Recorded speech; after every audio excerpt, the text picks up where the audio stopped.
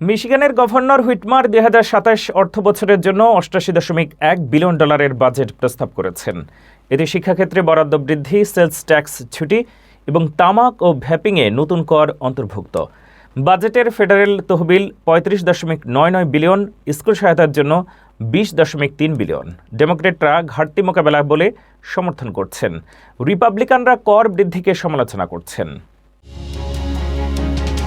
মিশিগানের governor গ্রেটচেন হুইটমার ২০২৭ অর্থ বছরের জন্য $৮৮.১ বিলিয়ন বাজেট প্রস্তাব করেছেন। বাজেটের মূল লক্ষ্য হল শিক্ষা খাতে বরাদ্দ বৃদ্ধি, কর রাহাত এবং ফেডারেল প্রোগ্রামের পরিবর্তনের সঙ্গে খাপ খাইয়ে নেওয়া।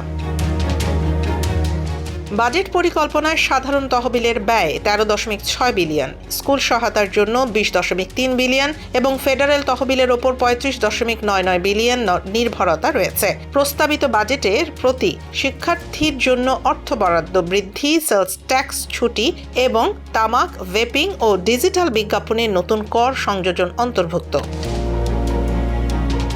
ডেমোক্রেটরা দাবি করছেন বাজেটটি $১.৮ বিলিয়ন ঘাটতি মোকাবেলা করে এবং শিক্ষা ও স্বাস্থ্য খাতে প্রয়োজনীয় অর্থায়ন নিশ্চিত করে।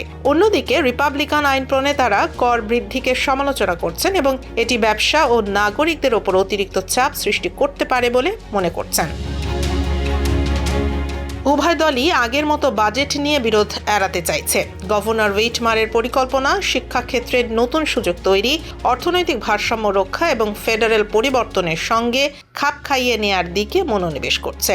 বাজেটটি অনুমোদনের পরে মিশিগানের রাজ্য, অর্থনীতি ও নাগরিকদের ওপর প্রভাব পড়বে।